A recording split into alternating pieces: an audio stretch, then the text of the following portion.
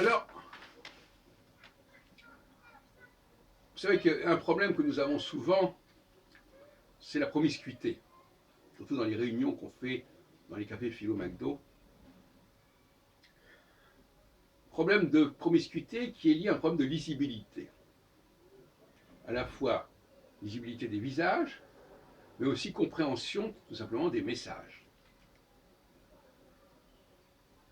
Que diriez-vous si vous étiez en négociation avec quelqu'un dont vous ne comprenez pas la langue et qui ne comprend pas votre langue? Quels accords pourriez-vous trouver, obtenir? Vous ne seriez pas d'accord pour négocier quoi que ce soit avec des gens entre des gens qui ne se comprennent pas. Eh bien, c'est ce qui se produit souvent dans les rencontres, même quand il s'agit de la même langue. C'est trop facile, quand c'est une langue étrangère, c'est évident. Mais quand il s'agit même de la même langue, on s'aperçoit que la personne qu'on a en face de soi n'a pas la même compréhension, n'a pas la même maîtrise de la langue, n'a pas les mêmes rapports à la langue, notamment par rapport à l'oralité, par rapport à l'écrit.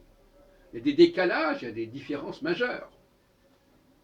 Et par conséquent, vous n'allez pas négocier avec des gens qui ne comprennent pas ce que vous dites, qui n'ont pas une forme d'intelligence qui leur permet de comprendre votre propos, votre discours.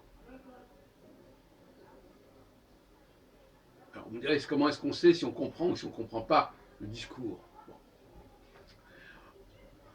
Moi, j'en ai déjà parlé à plusieurs reprises, je ne vais pas insister trop longtemps, mais il y a des personnes qui ont, au niveau de l'oralité, ils ne captent pas bien, ils ne captent que quelques mots comme ça, mais ils n'arrivent pas à comprendre l'articulation du raisonnement, de l'argument. Même dans notre groupe de café de philo, on voit que des gens qui ne suivent pas.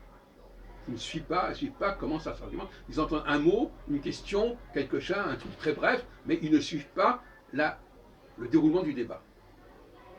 Ils ne sont pas assez attentifs, ils ne sont pas assez concentrés. Donc là encore, il y a un problème. Ou des gens qui débarquent dans une réunion et on voit bien qu'ils ne comprennent pas les enjeux de la réunion. Ils ne sont pas connaisseurs.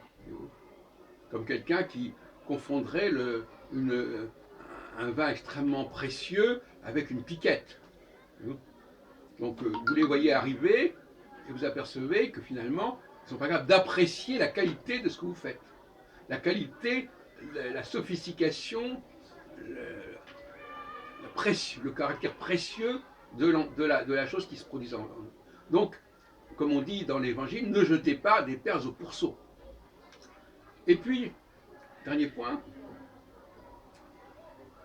il y a aussi le problème de la lisibilité morphologique. Si vous avez affaire à quelqu'un d'une autre race, et c'est dans les deux sens, hein, eh bien, il n'y a pas de lisibilité correcte. C'est-à-dire qu'il y a des signaux, des marques de visage, des intonations, mais pas seulement, des mimiques, une façon de gérer son visage qui n'est pas la même et qui n'a pas le même sens. Et donc là encore, il faut éviter de communiquer avec des personnes qui n'ont pas la même lisibilité, qui ne lisent pas correctement ce que vous dites ou ce que vous faites, ou vos impressions, vos signes, et inversement. Il y a donc toutes sortes de raisons qui conduisent à ne pas négocier avec des personnes, à ne pas discuter avec des personnes qui n'ont pas le même niveau, qui n'ont pas les mêmes repères, qui n'ont pas les mêmes lectures, et qui n'ont pas la même culture. Culture au sens de, pas de connaissance, mais culture au sens de savoir apprécier les choses. Par exemple, en France, à Paris, nous avons une qualité de la discussion, la qualité du débat, une sophistication du débat qu'on n'a pas dans toute la France d'abord, et puis qu'on n'a pas non plus à l'étranger. C'est l'héritage de nos salons parisiens du XVIIIe siècle. Et quelqu'un qui arrive avec d'autres valeurs, d'autres critères, d'autres conceptions de l'autorité, d'autres conceptions de la qualité, il arrive dans un groupe, il va plaquer sa conception à lui qui ne correspond pas à celle du groupe. C'est ce que j'appelle le manque de respect du groupe. Mais pour respecter un groupe, il faut le comprendre. Il faut savoir comment il fonctionne. Quelles sont ses valeurs, quels sont ses enjeux. Voilà. Et tout ça, ça bute sur un certain nombre de problèmes. De sorte que, il faut être, quand on rencontre des gens qu'on ne connaît pas, il faut prendre la mesure et le temps de comprendre ce qui les anime, quelles sont les valeurs qu'ils mettent en avant dans le groupe en question.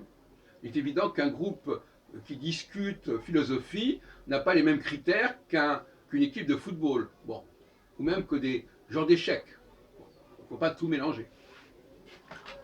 Et puis, je terminerai en disant, là par exemple, que dans les manifestations, souvent, on s'aperçoit que le langage est réduit à sa plus stricte, à son expression la plus réduite. C'est-à-dire que, par exemple, un slogan, quelqu'un qui répète un slogan indéfiniment, ce n'est pas un très haut niveau de compréhension et de formulation. Quelqu'un qui chante un truc qui est éculé depuis des cent... Des gens qui vont chanter la Marseillaise, il ne faut pas un effort intellectuel énorme. Et s'ils chantent la Marseillaise ensemble, ce n'est pas parce qu'ils se sont mis d'accord pour chanter la Marseillaise. Ce n'est pas parce qu'ils se sont mis d'accord sur les paroles de la Marseillaise. Hein, c'est des choses qui sont déjà écrites depuis longtemps, qui récupèrent. Alors que dans un vrai débat, les gens arrivent à des conclusions qui n'étaient pas là au départ, qui ont été constituées progressivement au cours du débat, et il ne s'agit pas du tout de répéter des poncifs et des lieux communs.